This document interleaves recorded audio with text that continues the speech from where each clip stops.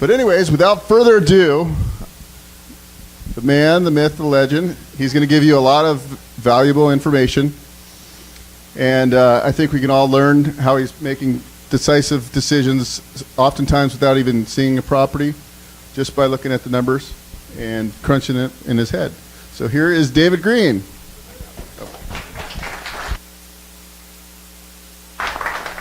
Thank you, guys. I should bring Bo everywhere.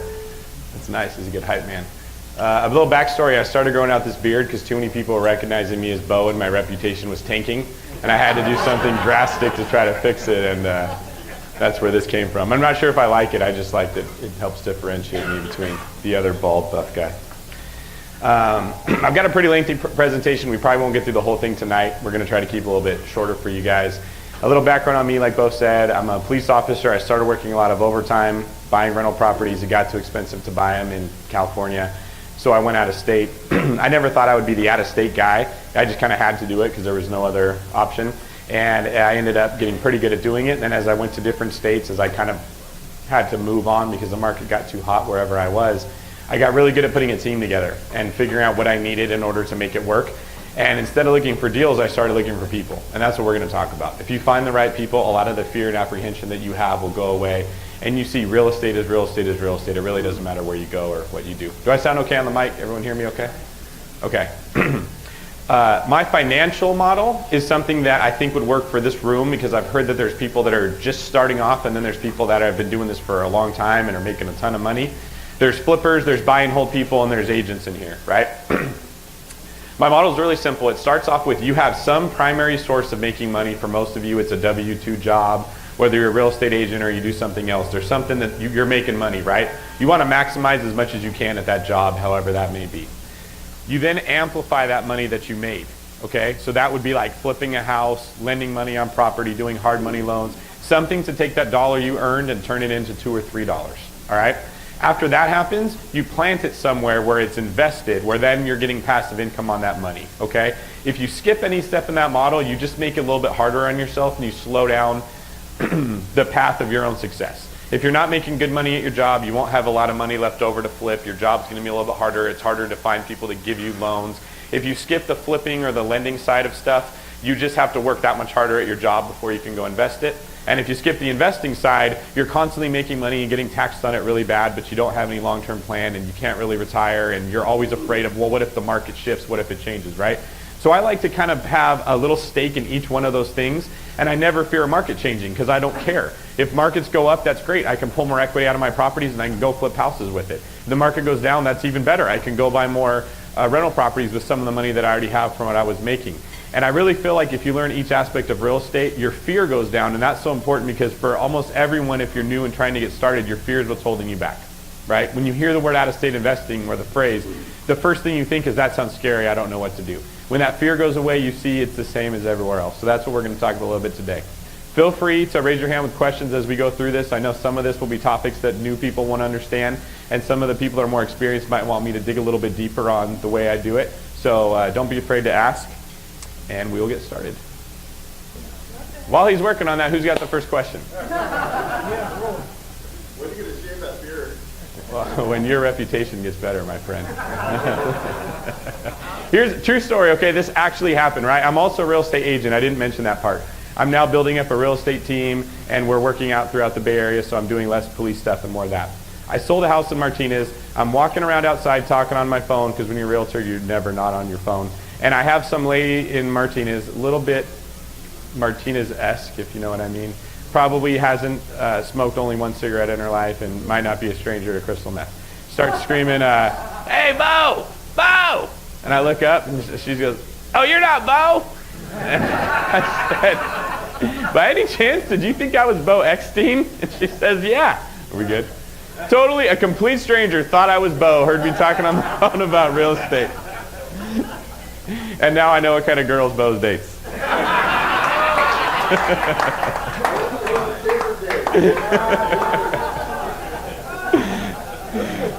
All right, awesome. I had my intern make this slideshow for me, you guys, so please give me a little bit of slack if it's a little bit cheesy. He's like super into real estate. He thinks it's the coolest thing ever. He comes to these meetups sometimes too. this is really common for anybody who's investing in real estate. It's really a get-rich-slow game. You have to have that mentality. If you don't, you'll make foolish decisions, or you'll just get lucky. And that could be the case, but you could get unlucky just as easily. These are sound financial principles. If you're living below your means, you'll have more money left over to invest. You'll be able to amplify it and then invest it in something else. And obviously, if you have a spouse, get them on board before you jump into this journey. Because if you start this whole process and then you get some pushback from the other person involved, you're going to be really frustrated. Things to ask yourself before you start figuring out out-of-state investing. What's your motivation? What's your goal? And what's the time frame to meet your goal? So what Bo's doing in Indiana is it's a great plan for someone that has the goal of building a big portfolio. You can build a big portfolio pretty quickly in Indiana, right? But you're probably not going to strike gold. You're probably not going to find that deal that appreciates $100,000 over a year or two like some people did when California crashed. If you're thinking, I got to be financially free in 3 years, this might be a tough place to do it. If you're thinking, I need a place to park my cash that I've made from somewhere else, this is an easy place to do it. I mean, this is what I call a target-rich environment. You're going to find a lot of houses that will work, that will cash flow positively, and we'll get into that in the future of the slideshow here, how I analyze properties and find markets that will work for that purpose. All right, the basics. These are the things we're going to talk about. How to quickly evaluate properties. That doesn't seem important when you're new. It becomes very important when you're experienced. You'll find that you will be bombarded by opportunities. When you get into real estate investing, it can be overwhelming as you're presented with opportunities.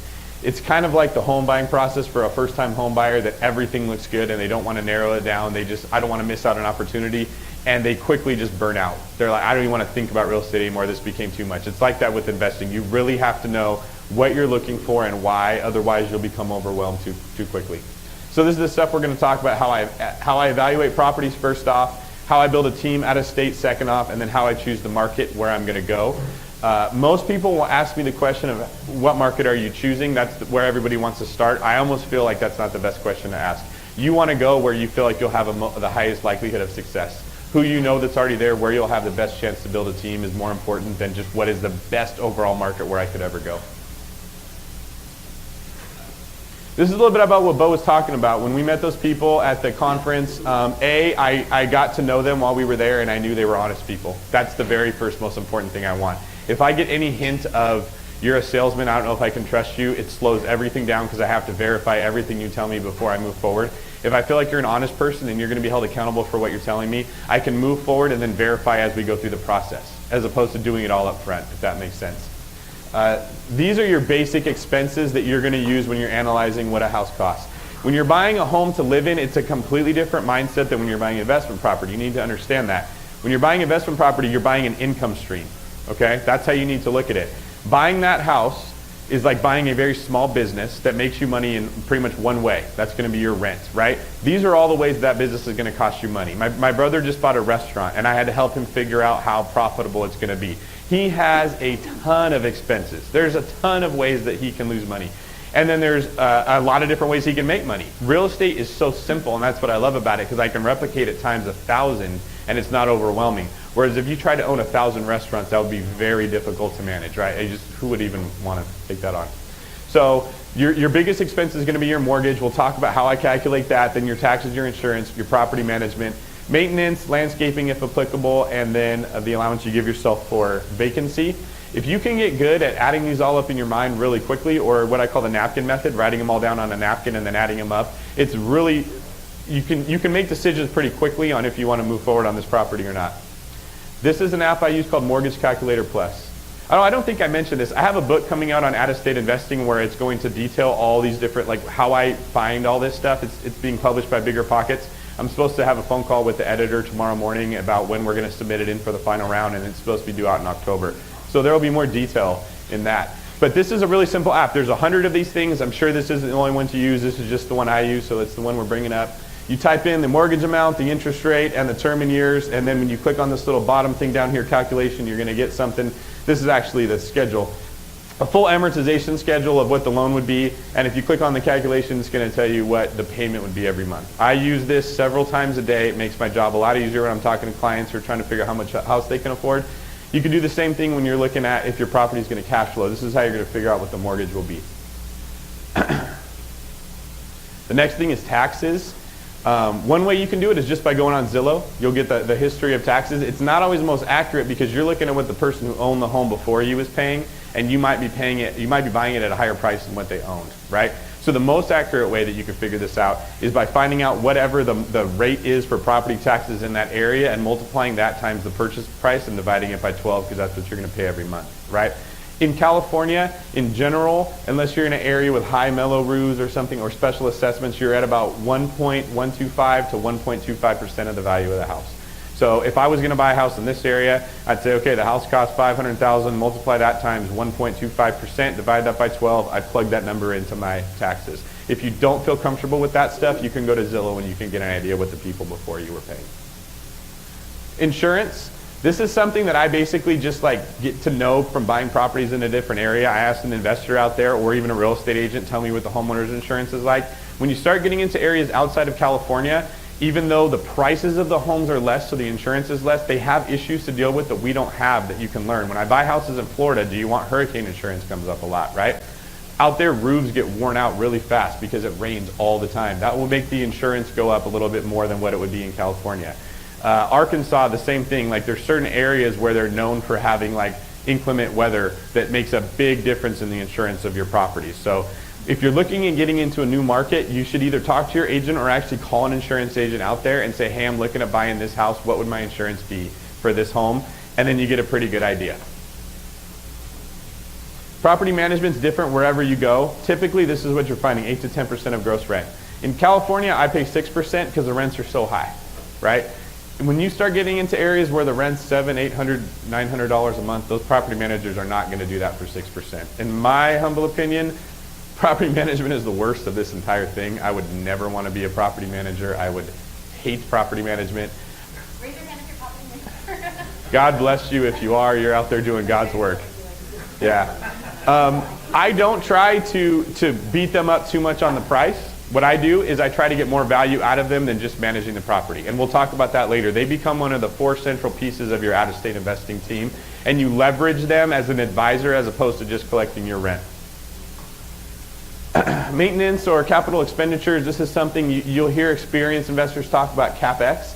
It basically is just, in layman's term, how much money you're going to have to set aside to pay for repairs that are going to happen. It's typically, when you hear someone talk about Capex, it's something that would apply to a multifamily property because it's so much more significant with a big house.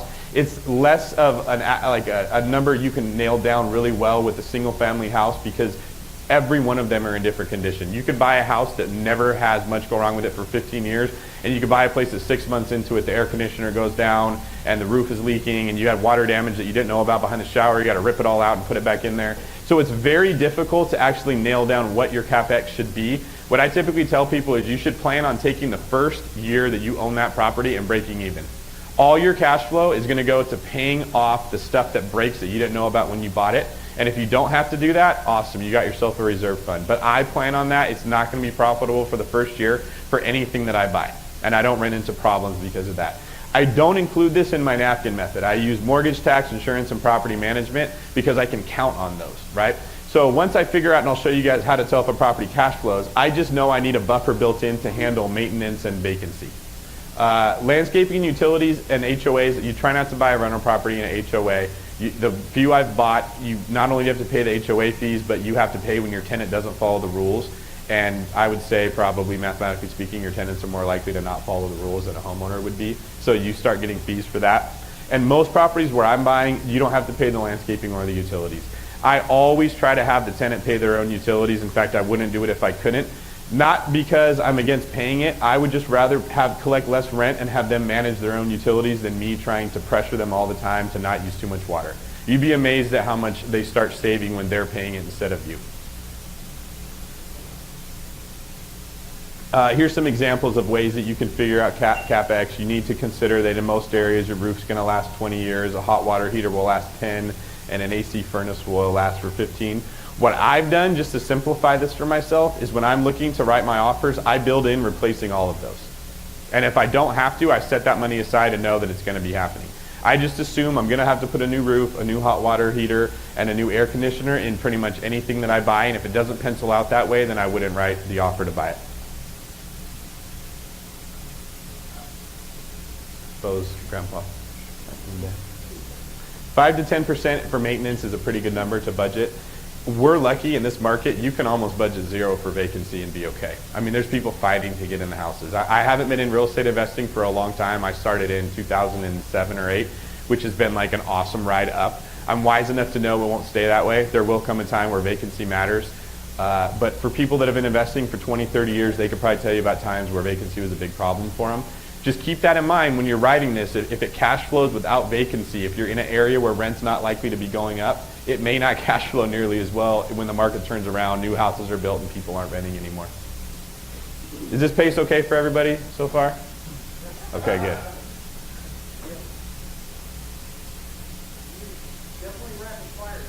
I'm trying to get everything in the 45 minutes that Bo gave me. This is an awesome website. You guys should all write this thing down, okay? Rentometer.com, Rentometer, however you pronounce it.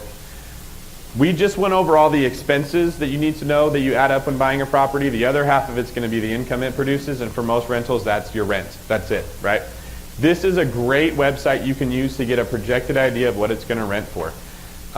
It'll tell you the average is, $1,033, the median rent is $1,080, and then it will show you that 80% of the houses in that market are between $825 and $1,297, okay?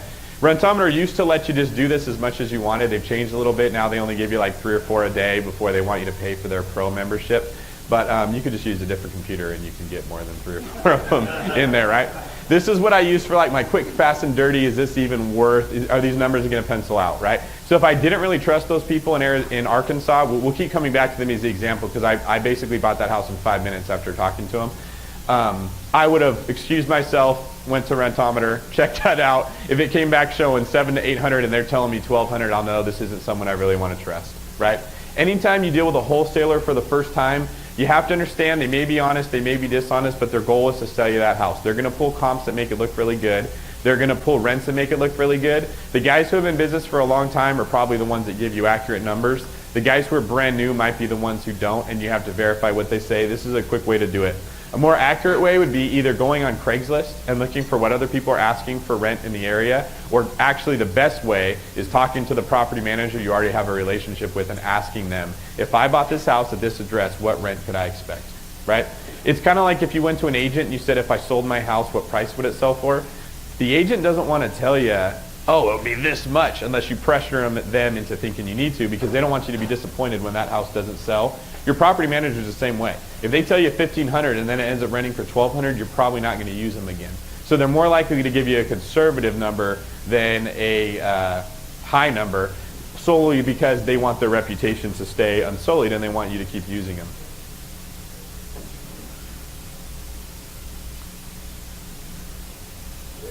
Yes. No, I've heard of it, and I've come across it while searching on the internet, but it took me too long to figure it out. Do you find it to be accurate? I haven't looked at it like it's another alternative to Rentometer. Is Zilpie mostly used for apartments, or do they use it for housing too? I was under the impression it was more of an apartment thing. But it would probably be great for a condo, or if it works for houses now too. Has anybody in here not heard of the 1% rule? Can I get a show of hands? And then everyone who doesn't want to admit they haven't heard of it. We like the 2% rule better. Yeah, the 2% rule is what you find in 2 places, okay? A great deal or a war zone. So where Bo's out there buying, he's looking for great deals. He can find property to meet the 2% rule. This is a really simple rule of thumb. What it states is that if you buy a property that will rent for 1% of the purchase price, it's likely to cash flow.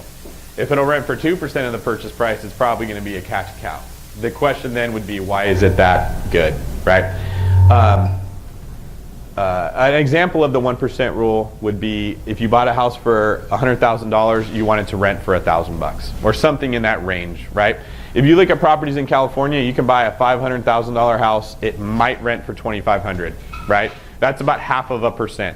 If anybody's tried to buy California properties and see if they cash flow, they're not, right? So it's pretty safe to say if it rents for 0.5% of what you're buying it for, it's not going to cash flow. So this becomes like the first filter that I run a property through, is my mic still on? You guys hear me okay? Yeah. First filter that I run a property through when I'm analyzing it is, does it meet the 1% rule? If it doesn't, there's got to be some other compelling reason that I would want to buy it. Is there a ton of equity built into this thing? Is it in an area that's about to blow up and it's going to cash flow 3 or 4 years from now really well? If it doesn't, I just move on. So in that Arkansas deal, he said, hey, we've got a house, we can't buy it, we lost the deal, do you want to buy it? I asked what it would rent for, and I believe that they told me around $1,100 to $1,200, and I could buy it for $100,000, and it was worth about $145 to $160. Okay.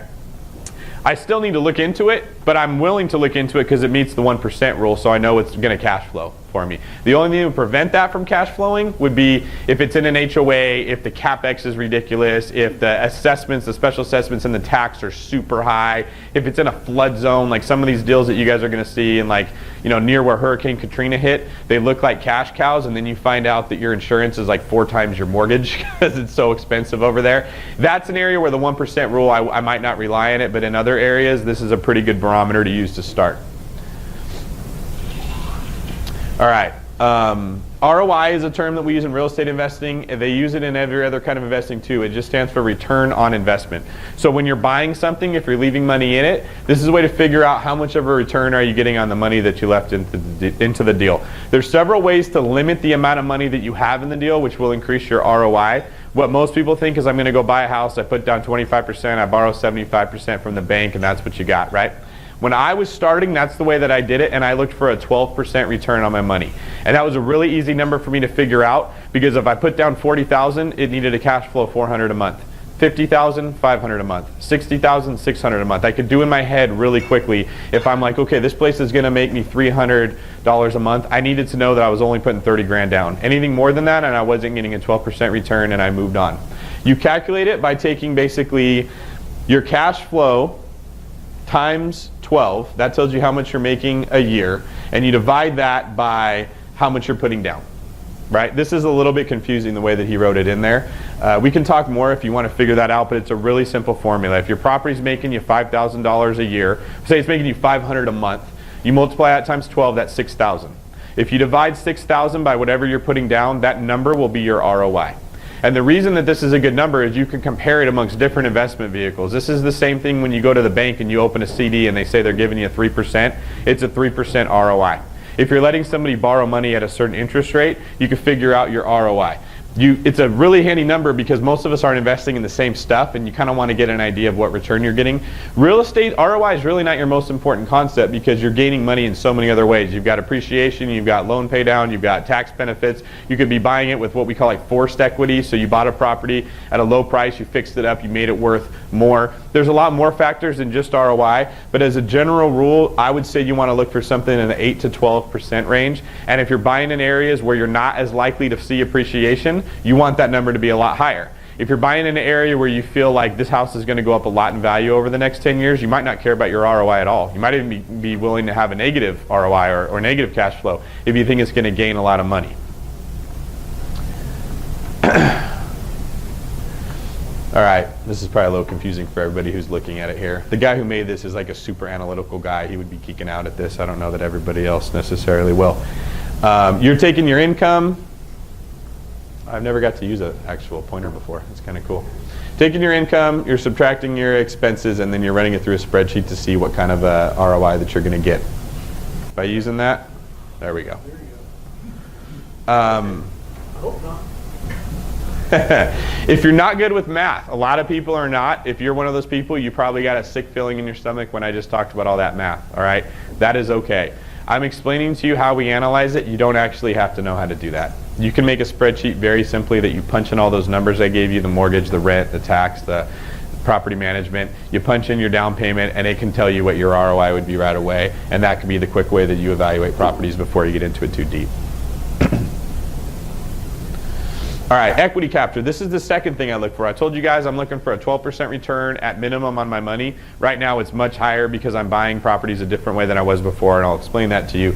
The other side is equity capture. To me, this is even more important, right? Cash flow is nice. We all want cash flow. We all want passive income. We talk about it all the time.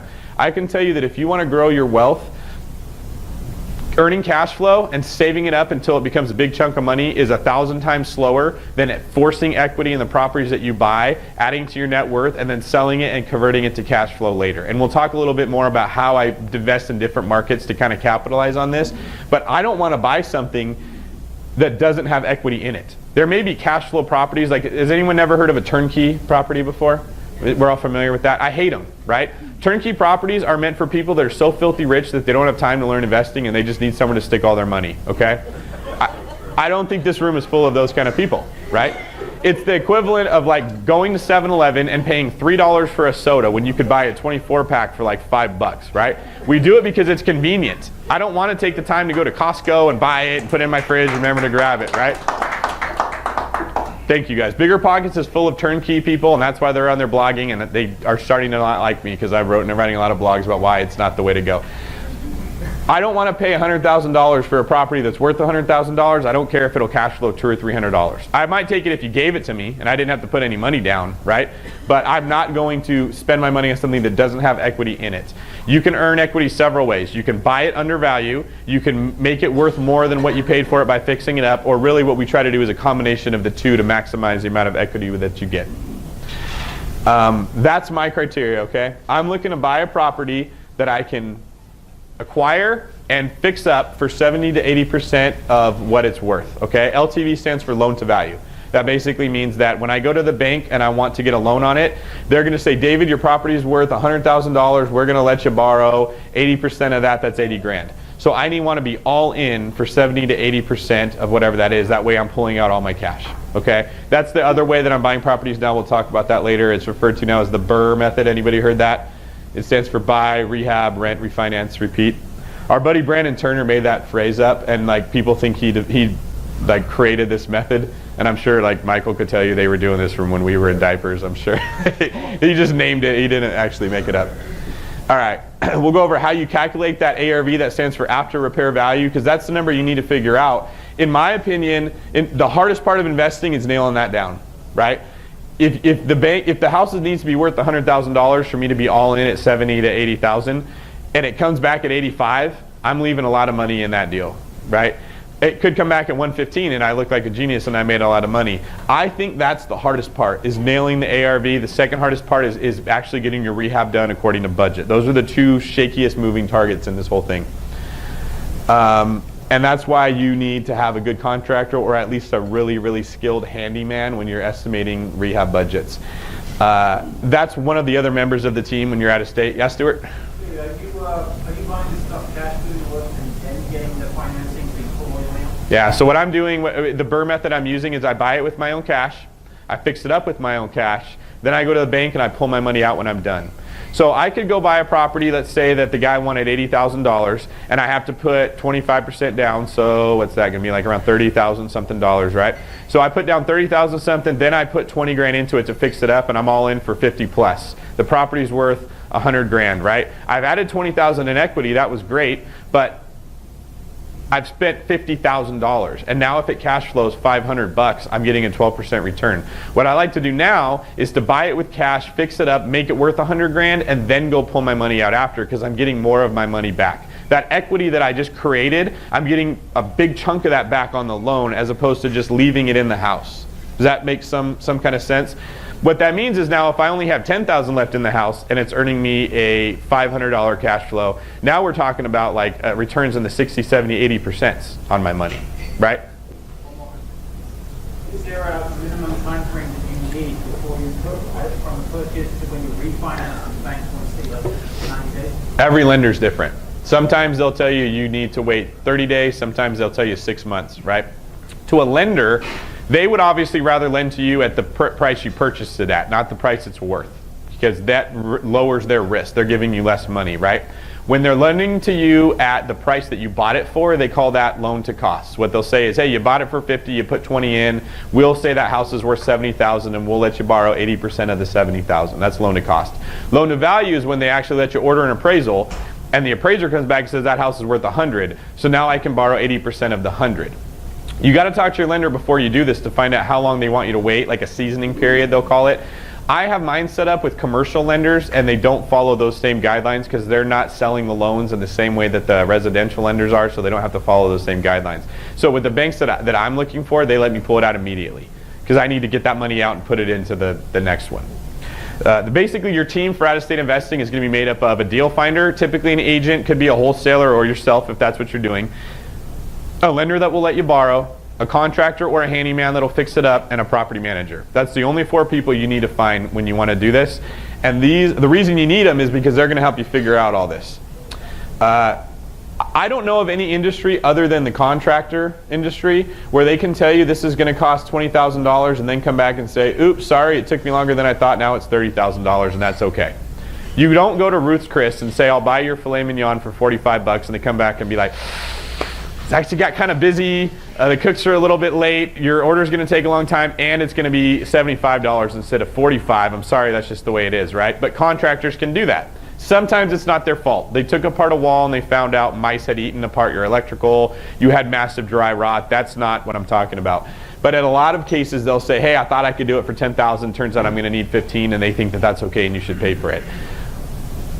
I think finding the contractor that you can use that's good is the hardest part of putting a team together by far. If you find a good one, it's not a bad idea to give them bonuses, to find other people that can use them, to do everything you can to take care of that person. Because losing your contractor will slow you down more than anything else, even more than the deal finder, as crazy as that sounds. When I talked about force equity, that's talking about ways to buy a property and make it worth more than what it was. In real estate, we have a phrase called highest and best use, okay? It's basically a really old school phrase that talks about finding the very best way to use that property as possible, okay? So if I own this restaurant and I had this room up here, I would have an option of, do I want to put a bunch of tables and make the restaurant bigger so I can make more money by seating more guests, or do I want to rent it out to groups like this who will pay to use it and maybe they'll come order food as well? I would have to run an analysis to figure out which one would make me the most money, and by using the one that would make me the most money, that would be considered the highest and best use. I might find that if I could get this zoned commercially and I could create office spaces in here, that might be the best way to make money. That same principle applies to real estate investing. My favorite thing to look for is a 2-bedroom, 1-bathroom house. Anyone here have an idea why I might want that? Yeah. Right, because nobody wants it. Nobody wants to buy a 2-bedroom, 1-bathroom house. That's like a newlywed couple and no one else really would ever want to buy it. You shouldn't make it. If you have a property that's 2-bedroom, 1-bathroom, it's not being held to its highest and best use. If I get one with a lot of square footage and I can add another bedroom either by building on or just by converting like a dining room into a bedroom and add a second bathroom, that house what maybe was comping with $70,000, $80,000 other 2-1s is now comping to like $120,000 to $140,000 3-2s.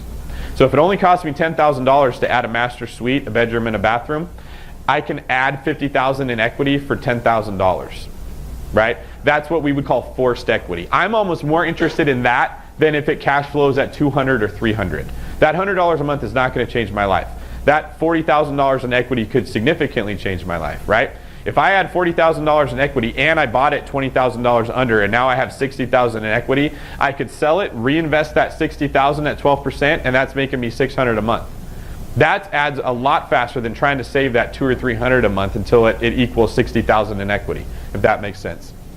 Bathrooms, your magic number is 2. If it has less than 2 bathrooms, it's worth putting your money in to build a second one. If it already has 2, you're looking at diminishing returns from that point forward, unless it's like a 5-bedroom house. And there's very few 5-bedroom houses that only have 2 bathrooms.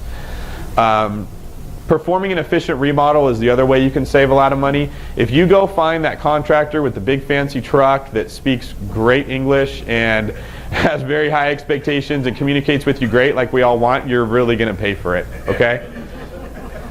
To be honest, I'm looking for the guy that works for that contractor Monday through Friday. He does the work more than the contractor does, so he's better than the contractor, and he's picking up side jobs on the weekends, right? I'm going to get better work, and it's going to be a lot cheaper.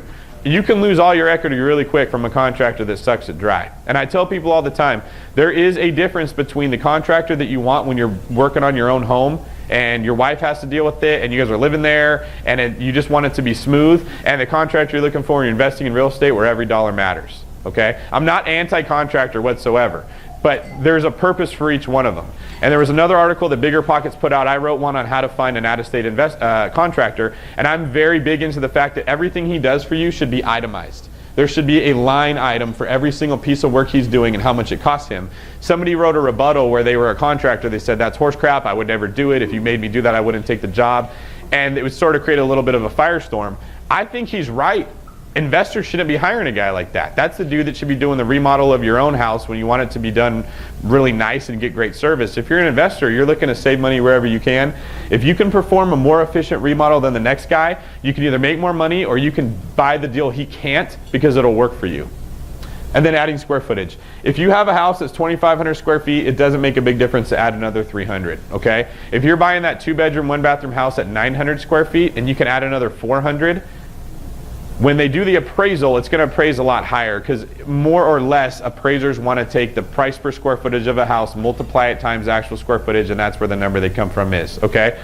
In different markets, that's different. In California, I'd say that's probably not as much. They don't rely on price per square foot in this market nearly as much as they do on just the actual price of the other homes that are around. When I get into other areas like Florida where houses are a little more cookie cutter, they're really, really similar, that price per square footage is like the first and almost the last thing that they're looking at. You can put in granite countertops and a remodeled kitchen and they might give you $5,000 in value more, but if I can add 400 square feet and the houses are selling for $100 a square foot, I just added $40,000 of value to my house. And it probably didn't cost me a ton of money. So again, it comes down to the highest and best use. A house really shouldn't have 900 square feet. If you can make it bigger, it'll be worth more. So the question you ask yourself when you're looking at how to figure out the after repair value is, what will the property appraise for once it's made rent ready, and what do I plan to improve on it? The reason you care what it appraises for is that's the number that you're going to use when the banks are letting you borrow the money.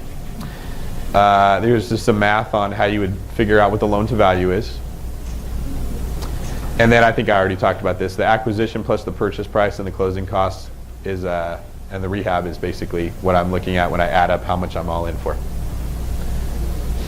Comps is short for comparable sales. This is how you look at what other houses in the neighborhood sold for, and you try to find one that's closest to your house, and that's how you can know what you price it at to sell if you're flipping it, or a good idea of what the appraiser might come back with if you are selling it. Or sorry, if you're keeping it to refinance it. I'll give you guys a note from my experience. Appraisers will... Mario, are you here? Mario. Yes, Mario. You're busy talking. All right, sorry.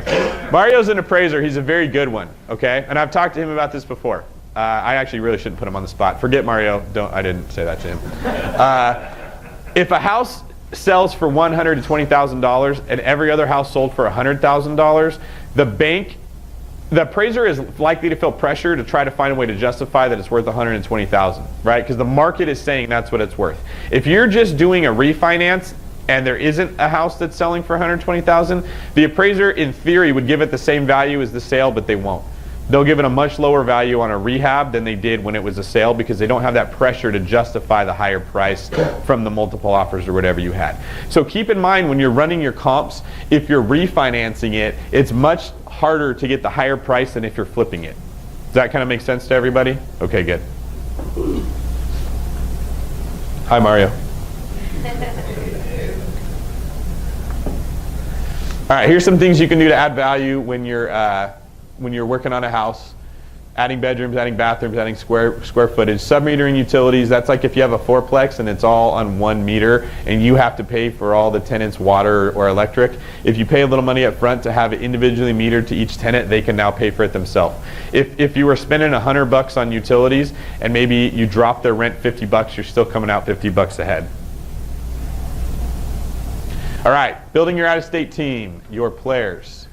These are the people that are kind of involved in the whole thing, right? The biggest ones are going to be your lender, your deal finder, there we go, property manager, and your contractor. These positions here, accountant, lawyer, insurance agent, HVAC guy, handyman, whatever, they're kind of like secondary people that you need to know, and usually you can find them from one of your primary people, right? If you can put together the core four, everybody else will fall into place. And putting together your core four is actually a process of getting one and leveraging that person to start finding the rest.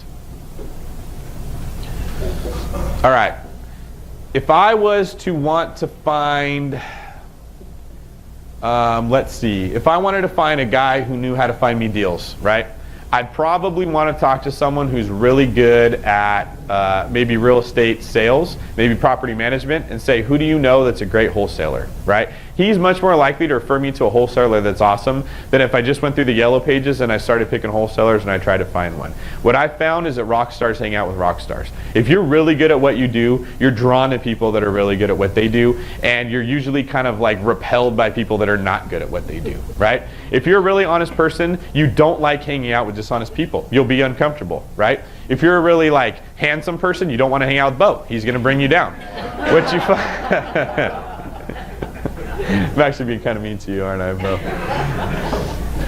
If you find a great real estate agent, there's a good chance that they know a really good property manager, a really good contractor, a really good lender, and if they don't, they know another agent that probably does. Okay? So my system of figuring out how I'm going to build my team is I need that first person. So we'll go back to Arkansas. We met that couple at this investment seminar. They're really good investors. They're honest people. They have a little core group of people. They're doing good business. They know a lot of people, right? I'm comfortable starting there because I know that I can use their network of people to start my own system over there. So I bought my first 2 houses. I talked to the guy who is kind of like their mentor and said, who do you know for financing? He sends me 4 banks that he knows does lending for investors. That probably saved me 2 days of work. That one email that he can send me, right? I call those 4 lenders. One of them is trying so hard to get himself off the ground and establish a presence out there with investors. He's doing it for 0 closing costs. I'm getting no closing costs at all on this loan, right? Now imagine how many investors are going to be running to that guy when they find out about this. If I win that guy over, I can now get the names and phone numbers of the really good investors that are doing work from him, right? If I can find some way to be of value to those investors, I can start finding out what handymen, what contractors they're using, what property managers are the best, and I can get access to those people. When I find a really good property manager, I can leverage that person to start to find other handymen that do really good work, because each one of those people knows 10 or 15 people around there, and I want to know who the very best one is. If you can find a way to add value to all these people that you're trying to build on your team, you can not only leverage the skills they have, but the skills of their network. And that's basically how you spread and you put your team together. That's the number one question I get asked is, how do you build a team? And it's from establishing a beachhead with that one guy and slowly reaching out until you start to add more and more rock stars to that team. Now, you're going to kiss a couple frogs to find that prince, right? I just know that's a part of the deal. The first contractor I find is not going to be the best one. I'm going to have a property manager that really irritates me and doesn't do a good job, and I got to move on to the next one. So I just move at a really slow pace while I'm putting all these things in place. And once I've got them, then I smash on the gas. And that's when I'm acquiring properties at a really fast pace. This is, again, adding value first. You'll hear people talk about this. It's really the best skill you can build to be a good businessman. Everybody wants to know what someone can do for them. Okay? Not everybody's asking, what can I do for you first? And you'll quickly find that the rock stars of the world are not going to talk to you if you come to them asking for something. I get phone calls all the time from people on bigger pockets. Hey David, I'd love to pick your brain. Hey David, can you analyze this deal for me? Hey David, I'm really scared. Can you make me feel better, right? Once you get to a certain point, you're not even responding to people anymore that are asking you for something that haven't offered you something first, right? And I keep that in mind for myself. In my real estate agent business, I'm getting a lot of business right now because that's the principle that I use in the people that I know. When it comes to the investing world, I'm looking at how I can make other people money. The best contractor I had in Florida told me he doesn't want to work anymore because he can't handle the investment stuff. It's too much of a pain for him, right? I pretty much lost the guy. He didn't want to work with me anymore. I dug a little deeper to find out what's happening, and he's having a problem hiring employees. If you're a small business owner, I'm sure you know one of the hardest parts of running your job is reliable employees that will show up and actually do the work, right? I gave him some advice that works for me in building up my team. He hired a couple people that are actually really good from it. Not only did I keep my contractor, but I got that guy in my back pocket probably for the rest of my life. Imagine how hard it is for him to try to raise prices on me knowing that I saved almost his whole business because I looked to add value to him first. You do that and you'll find that people start coming to you. Oh, I already mentioned that. Kiss a few frogs. There you go. All right, when it comes to selecting markets for investing, this is my first criteria, okay? If I had the crystal ball and I could tell you what the next Austin was going to be, the next Seattle, the next Raleigh, North Carolina, I probably wouldn't tell you. I'd just go buy that myself. But I don't have that, okay? Everybody wants to know what's the next place that's going to blow up. It's very difficult to know. What you find is investors in general are locusts, okay? Think about 2009, 2010, California completely tanked, right? You guys remember when it was like every 4 houses had a for sale sign on it? Everybody was here buying houses, okay? It got too expensive, they all flocked to Nevada and Arizona. That was like the hotbed where everybody was buying properties. The locusts moved onto that field. That got too expensive, everybody moved into like Atlanta, Georgia. That was really, really hot. Everybody was out there buying. That got too expensive, now they're moving on to the next thing, right? What they're looking for are rich areas or target rich areas that have a high likelihood for success, okay? I don't want to look for cash flow properties in Northern or Southern California. I probably don't want to look for places to flip in West Virginia, maybe, where property values are not going to rise hardly at all. Arkansas would be a tough place to try to find places to flip. They kind of just stay level. They're not bad places to look for cash flow properties, right? Bo out there in Indiana could probably throw a dart at a board and find a place that'll meet the 1 or 2% rule, and he just has to pick which one he wants to buy. Knowing what you're looking for will help you determine where you want to go. I don't want to waste my time. My time is very valuable, so I want to look for markets where I feel like I'm likely to find the deal that I want to buy. The next question is, where do you have a competitive advantage, right? Bo's buying in Indiana, right? Let's say somebody in this room decides, I want to buy cash flow property too. I got my cash set aside. I want to start investing it. Do you think that there might be a chance that Bo comes across deals he doesn't have money to buy? Bo comes across deals he can't buy yet because he's waiting to pull out of his money, right? Maybe you throw a little bit of money at Bo to pass you the deals that he's not buying, and you find success right away.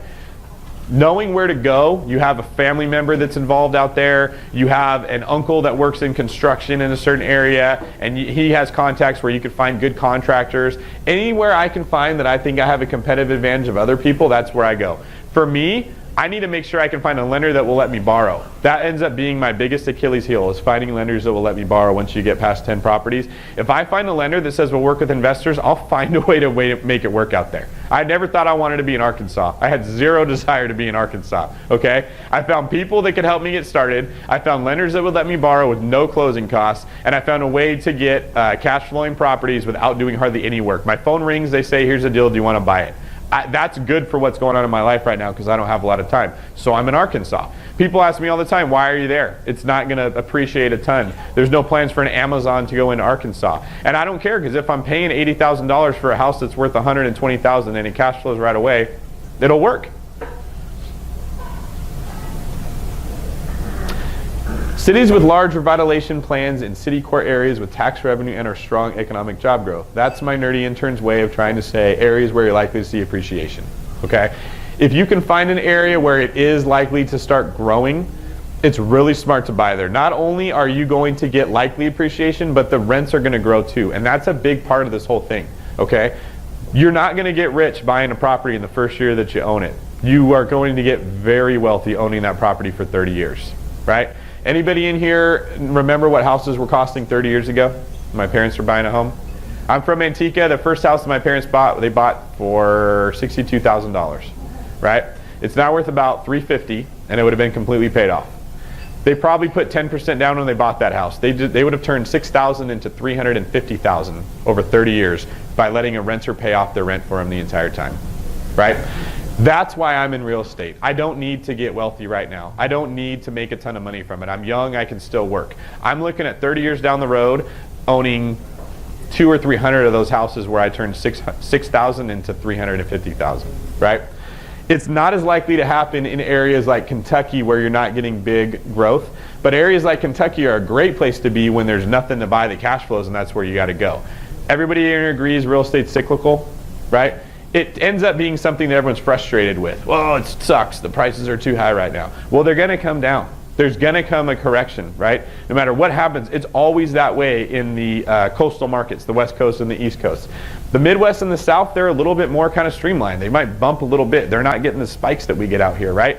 So my strategy is, while things are going really well, I'm buying in those areas like the Midwest and the South for cash flow. When the market turns around out in these areas, I'm buying when everybody else is saying, I can't, I got no money, I lost my job, the economy went to crap, right? That's when you're buying in areas where you're likely to see appreciation. And if you work those two together, you can amplify your wealth really fast. Judicial foreclosure states are an area that I like because I'm more likely to find a high number of foreclosures. Anybody have any idea why that might be? Or what a judicial foreclosure state is? So in certain states, you can't foreclose on a property unless an actual judge looks at the paperwork, makes sure the bank went through all their states and signs off on it and says, yes, you can foreclose, right? Florida is a state like that. Imagine how much slower the whole foreclosure process gets when you have a backlog of foreclosures that can't make their way through, right? California, you guys remember how many we used to have? They were everywhere. Like all you had was REO. Now, good luck. People ask me, they tell me they're looking for a foreclosure. I'm like, well, you're probably going to pay the same as if it wasn't. They're getting snatched up really, really fast. If you find a state where a judge actually has to sign off on the foreclosure, you're way more likely to find a backlog of REO that's pulling the whole market down. They recover much slower. All right, to recap. You want to be able to quickly evaluate properties because it saves you time and energy. When you're new, you're like, this is awesome, I just want to evaluate everything. If you cannot get efficient at it, you won't be in real estate investing very long because it's overwhelming. Building and refining your investing team is really the most important thing you can do. You want a deal finder, a contractor, a lender, and a property manager. I mentioned to you guys that I don't care as much about what I'm paying them as much as what I get from them, okay? When you're in another state, the biggest fear you have should be, what kind of a neighborhood is it? Okay, if you're an investor who's in Ohio and you're looking at buying property in Walnut Creek, do you have a big fear you're going to buy in a war zone? No. Okay. What about a little way up the road when you're into Concord, Pittsburgh, Bay Point? Yeah. Probably a significant concern, right? You probably can find rentals in Bay Point or Pittsburgh that won't be terrible, but you have to know what you're doing. You need to know the areas. I'm not flying from Ohio to Pittsburgh to look at every house that I might want to buy. Nobody should be doing that, okay? I don't need to. What I need is someone on my behalf who can tell me, yes, you should buy it, or no, you can't, right? There is no one better than your property manager to do that. Once you buy that property and you pass it off to the property manager, it's their problem. That job sucks, right? If it's in an area where they're not likely to get a good tenant and you get an honest one, they're going to tell you, I don't want to manage that, David. Please don't buy it. If you make me, I will, but I don't want to, man. Why not? Because I don't want to have to bring a gun with me to collect the rent, okay? When I hear that, I'm just like, I don't care what a good deal it is, I'm not buying it, right? I make it very clear with my property managers, I don't want to buy a house that you don't want to manage, right? I'd say the same thing to my realtor. I don't want to buy a house that you don't think you can sell if I'm flipping. And I think everybody in here would agree. If your realtor says, dude, that house is not going to sell, it's going to be a lot of work to get it to sell at all. It may take 6 months. You're probably not going to flip it. It's the same thing with a rental, right? They become like my boots on the ground. Anybody in here know what a Sherpa is? Yeah. Right? That's my Sherpa. I need them. I'm not trying to climb Mount Everest without a Sherpa, right? I also use them to verify the work that the contractor's doing when I'm fixing up a house out of state. I'm not going to fly there to look at it. The contractor could potentially take pictures from me, but he might edit them to make it look like he actually did work he hasn't done. If the property manager knows they're managing that property after it's fixed up, they don't want to call me after we already put tenants in there and everything broke, or he didn't do the stuff he was going to say. It's a big headache for them. If I can get them to go verify the work that was supposed to be done while it's being done, it's like a free service that they're going to provide me that benefits both of us. So I would do the same thing with an agent if I was flipping the house. Go make sure that they remodel the kitchen the way that they said they were going to, because you're going to have to sell this house. So finding people who you can align their interests with yours is a really good way to save money and time when you're doing rehabs out of state. And if you're like me, I'm only buying messed up stuff. If it looks good, I'm probably not going to buy it at all. I need a lot of meat on the bone, and that's how you're going to find it. Choosing your market, you want a competitive advantage. You want some reasonable statistic that would let you believe that this market's going to be appreciating along with the rent, and you want to choose a target-rich environment. If you're looking for houses to flip, Northern California Bay Area, this is a great place to look. If you're looking for houses to buy that are going to cash flow, this would be a terrible place to look. So understanding what you're looking for, and then custom fit your search to an area where you're likely to find deals that meet that criteria. And then continue to rinse and repeat. All right, awesome, we're done. That was probably longer than 45 minutes, but That was good. thank you.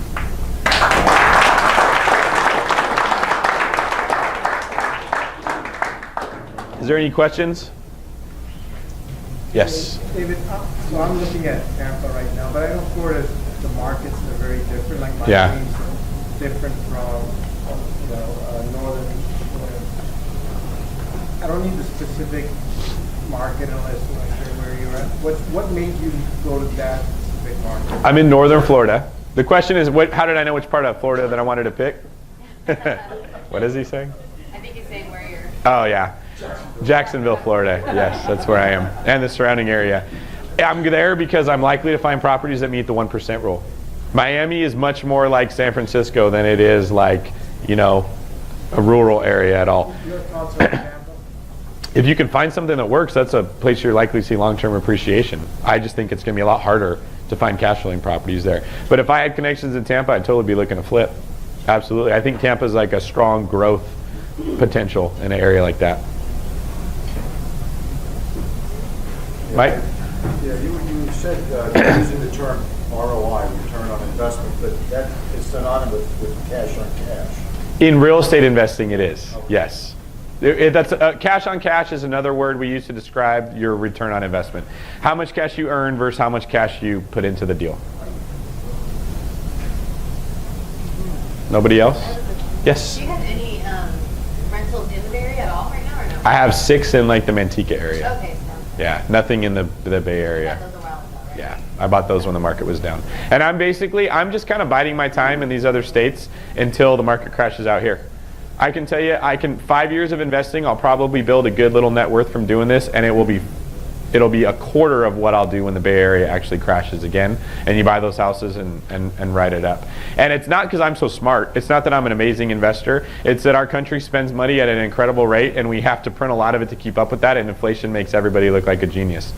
My parents, when they bought that house for $62,000, were not incredible financial, oh, this place is going to go up times 5 over the next 30 years. They didn't really need to be. They could have actually overpaid. They could have paid $70,000 and overpaid by 10 to 12%, right? Out here, that'd be like 50 or 60 grand they overpaid, and no one would even know 30 years later. You would never look back and say, that was a terrible buy. I can't believe you spent 70. You could have got it for 62, right? And that's the way that I look at it. Every decision I make in real estate, I try to look at it from a 30-year lens. How am I going to feel about this 30 years from now? When I've had 30 years of appreciation and increased rents, right? Imagine, I think their payment was like $240 or something, and that seemed like a lot of money to them, right? That's almost like not even your gas budget anymore. Like the word millionaire isn't even going to mean anything pretty soon. It's not going to matter that you're a millionaire because every house is going to cost $1 million. So my goal is to buy as much of them as I can, put somebody else in there to pay it off for me, and just wait to cash in. And as the markets go up and down, I kind of move my money around in each one to try to capitalize on that as much as I can. Terry-L's got a question. Go ahead. Dave, so how long do you hold the properties for, or what's your plan? Is that the plan that 30 years you're going to be holding them for? Or what is your usual strategy on that? So how long do I hold the properties for? I was a big sports guy. I grew up playing a lot of sports, and I have the mindset of I take what the defense gives me, okay? If you're going to let me run the ball and you're not going to stop it, I'm just going to keep running the ball. I'll hold the properties forever if that's what happens, right? If the market shifts and running the ball doesn't work and the pass is open, that's what I'm going to do. So some of my California properties have appreciated like double or triple what I first paid for them. I don't want to sell them because I feel like we still have a little room to go, right? So I took equity lines of credit and I use that to flip houses, and I use the money from flipping to go and buy rental properties. When I feel another 2005 coming along, when banks are basically handing people money that they never should be, and they're doing these fuzzy loans, and I'm like, oh, this is not good, I'm selling like everything if we see another one of those, right? Unless it's in a market where it hasn't appreciated to matter. And then I'm just going to 1031 if I can into like one big building, wait for it to crash. The commercial stuff isn't going to be affected nearly as much in a crash as much as these residential houses. It's like a safe place to kind of keep my money. And then when the markets tank, when I feel it's getting close to the bottom, I'll just jump back in and buy 4 houses for every one that I sold. If that never happens, great. I'll just keep renting them out and let inflation do its thing and make money. If we get another 2005, I'll step out. And I mean, think about everybody that bought a house in 2005 right now. Their houses are pretty much worth what they paid or more. They've appreciated. If you wait, it will come up, right? The only benefit to selling in a high market and then reinvesting is you're just amplifying the rate with which you can grow your money.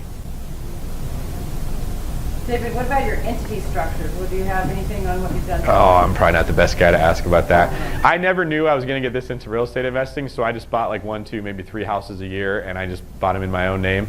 Now I have an LLC in each state where I am, and as they start to grow to a certain point, I'll open a second LLC in that state. That's how mine are set up. Taxes and S? No, I don't think so. They're just regular LLCs. So if you open an LLC in another state and you live in California, do you have to pay the $800 in the state? So for every LLC? Yeah. So, two things I heard you say. One was on equity line of credits. Are you being successful as a non-owner investor finding those? You mean, is it hard to find one as an investment property? Yeah. Yes, it is. Are you being successful in finding? Yeah, I've got 5. I've got an equity line of credit on my own house, and then 4 of my rental properties I have them on too. Your best bet if you're looking for those, I think they're an incredible financial vehicle. They should be talked about more. It's basically giving a loan to yourself at a super low interest rate. It's way better than taking out a hard money loan if you can help that, is to find a credit union. The banks, I've been having a little bit harder time on an investment property specifically, but credit unions, they're easier. The other thing I figured out is we don't talk about in investing like the bank side of things. I'm a big proponent of learning what the other person needs and how I can help them in order to get something from them, right? So I'll ask a contractor, hey, what kind of work do you not like doing? And if you're getting them to be honest and says, David, I hate putting down tile. My back is bad. Tile kills me. And I'll say, that's cool, man. We'll do laminate, right? That will help me a lot when it comes to the price I'm going to pay for the paint. He's going to feel like, let me help out David because he helped out me. Banks are the same way, right? So the banks go through this lending cycle where they say, hey, we'll give 5% interest on your money. They have all these marketing materials and promos when you walk in the door. What that tells me is that this bank wants money. Their reserves are low, okay? They're trying to get people to give them money. When they have all this money, you start to see things like get a home equity line of credit, get a personal loan, borrow money from us at this really cheap rent, right? They're trying to lend that money out. It's very rare that it's like both happening at the same time. So when you get to know the person at the credit union, the bank, the whatever you're dealing with, and you can get them to honestly tell you what their bank's needs are. If they tell me, David, we don't have a lot of money, that's happened before, I'll say, why don't I put a couple $100,000 in reserve with your bank, and then can I have an equity line of credit, right? Now they're looking to work with me, and I've had that happen several times where they'll do it, right? Or even or maybe I just want a loan. We're not lending. I get a lot of this in Jacksonville. They don't want to lend on residential property because there's a lot of investors working out there right now, and they feel they have a high exposure to all this residential property, right? But if I can go drop $150K and say, can I get a couple loans? Now they're like, well, okay, we can do that, right? We're not taking a big risk because you're putting a bunch of money on reserve with us. So learning to ask that question is a great way to get access to programs that you might not find elsewhere. Second part of the question was, I heard you mention the Burr. Are you a proponent of max cash out to anything, or is there a certain level? I've got a couple properties that I need to reposition to get the cash back out, and I'm kind of like, I don't like getting loans for myself. I don't like loans at all. Why don't you like loans? Well, I shouldn't say that. If I don't need to have the money, I won't access it. Okay. So I've got a couple of property stashed that are very good, but I'm ready to get the cash out. So I'm kind of like, I don't want to reduce my cash flow because I'm participating in a great cash flow income and equity appreciation. Okay. Do you think you can get a 12% return buying a property somewhere else? If I were, yes. All right, that's not too hard to do, especially if you Burr, right? I mean, I'm getting probably 50 to 60% returns on a lot of them. You can borrow money at 4% to earn it at 12 or better. That's the way I would be looking at that question. Because you're right, you don't want to borrow money that you don't need, but why not find a way to need it? That'd be much better, right? And these interest rates will not be this forever. This is like an insanely stupid good time to be borrowing money. The government is trying to stimulate the economy, and they're doing a lot of stuff to force interest rates low. That won't be the case forever. What we look at as a high interest rate of 4.2 would have had people like dancing for joy when the rates were 18%. I would never let you borrow at 4% for 30 years. That would never happen, right? It would need to be a lot better. So for someone younger who's like got opportunities like I believe you have, I would take the money out because I want it ready to invest into the next thing. But if you were like, David, I'm kind of done investing, then I'd say, yeah, there's no reason to take the money out and pay for it if you're not going to do anything with it. Your Florida properties, are they A, B, C, D, the neighborhood? I'd say they're C plus to B. Yeah, as an investor, unless you're in like a distressed market, you're not going to find A plus properties or A properties at cash flow. It just won't happen right now. There's basically 3 kinds of distress that we look for in real estate investing. You've got market distress. That's when like the market's flooded with houses are everywhere. That's not the case right now. You've got property distress. That's what I target the most. That's where the house itself needs a lot of work. And then you've got personal distress. That's where the owner of the property needs to get rid of it, right? The better investors are probably looking for that personal distress. That's where you get finding these guys that have great deals. I'm working on other things like being a real estate agent and writing a book and doing other stuff, so it's harder for me to find those deals, so I just look for the property distress. But if you're in market distress, you can find A properties, B plus properties that will still cash flow. In this market right now, it's just not happening. You're going to be looking at, I don't like to go anything below like a C or a C minus, and I'll buy a property that's a C minus property if I'm not leaving any money in the deal, because it's like, well, who cares? Do you have any like gut check forecasts of what the market could be at or where you're at? Here in California, Northern California. I don't see what would make prices come down other than some form of economic problem or interest rates getting higher. It's just hard for me, like we're not getting the fuzzy loans like we got before. Companies are still moving here, wages are still going up, there's not enough homes for people that want to live here. As long as wages stay high, home prices can keep rising. I think that the only thing that I can see that would change that would be if companies leave. So and that's probably not going to be in the next year, right? If California stays on this path of just taxing the ever-loving crap out of everybody, and you start seeing companies that are like, I'm going to Nevada, I'm going to Arizona, I'm going to Texas, then I would get like, okay, now that we're seeing companies leave, wages are going to come down and property values will come down too. One of the things that convoluted my thought is that today I heard the birth rate went up. So people are having more kids before they do it. So that's why I was asking. I see it a little differently than you said. I want them to come down. I'd love it. I mean, I'd love to be able to buy more properties. It's just, it's very tough as an agent when I just see like so many people fighting over any kind of house at all that they want to live here right now. You know, the biggest problem is that when 2010 happened, we stopped building houses. And people kept coming in and people kept having babies and people kept growing up, and now they're just like, they haven't been building. Like, I tell a lot of my buyers, if you guys can handle the commute in Manteca, that's the best place to be, because they're building a ton of houses out there and your dollar still goes really far. The supply's not really limited that causes the prices to go up. If you saw like a ton of new starts coming for housing, that might take some of the pressure off. Anybody else? Yes. David, I got a question. So you told us about the story with the contractor, which you somehow persuaded to work with you on something. What was the secret? What was the secret sauce that you told? You're gonna have to remind me more. So you said something that he was. He didn't want to do top. The guy didn't like tile. He didn't do tile. Like, and you had a conversation with him. He couldn't find employees. Oh, that guy. Okay. So he was basically hiring people from a Craigslist ad and saying, hey, let's give you a shot. It was to throw spaghetti on the wall and see what sticks, right? And they were stealing his tools and they weren't showing up for work. And what he found is he kept hiring meth heads who would be really, really like eager to go to work when they needed money to buy meth, and then they would disappear for 2 weeks when they went on their bender, right? And I basically helped them understand from the stuff that I learned at Keller Williams with how to build a team, how to do a lot more work up front to find out what kind of person this is you're hiring, and then once you get them, they're way likely to stay around, as opposed to, I don't have time to hire, I have to go work on my jobs, I just got to grab somebody and take them with me, right? So we kind of restructured how he ran his business, where he gave a little bit more power to his partner as far as running the projects, and said, before you come to me, you need to have done A, B, and C to try to figure this out. I don't want you to be involved until we're at D. And he spent his time actually calling other rock stars and saying, who do you know that needs work that's a great person? As opposed to seeing who comes to me from Craigslist. So he started calling other small business owners. He started calling home builders that weren't building anymore. They have a list of these guys that are looking for work that have been trained, and they do a really good job. As soon as he got reliable employees, he's like, David, this is awesome. Get more houses. We want to fix them up. We're able to keep growing. And every one of us in this room has something to share with someone that you've got figured out pretty good. Every single person has an aspect.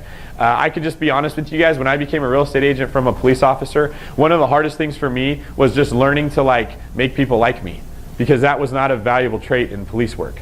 You can be like guy Smiley that just walks around everywhere. You probably sucked at being a cop and no one really liked you, right? I didn't see any value in those people. When I became a real estate agent, I just was like, oh my God, I got to learn how to do that. Like, how does that person make me feel so good every time we talk? Because if I can copy it, now it'll benefit me, right?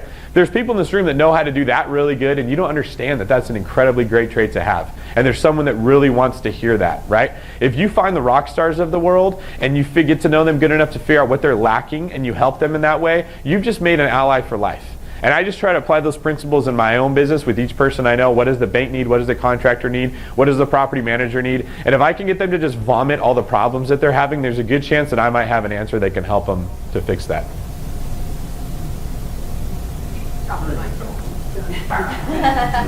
All right, thank you guys. That was phenomenal. I think that was my best speaker yet. Would you guys agree? Okay, we're done now. This is just networking and drinking. If you want to drink, I don't drink anymore. I gave it up. All right, guys, thank you. Network and create deals, just like Bobby Sharma, wherever he went. That was music to my ears. That he's making millions of dollars through a partnership.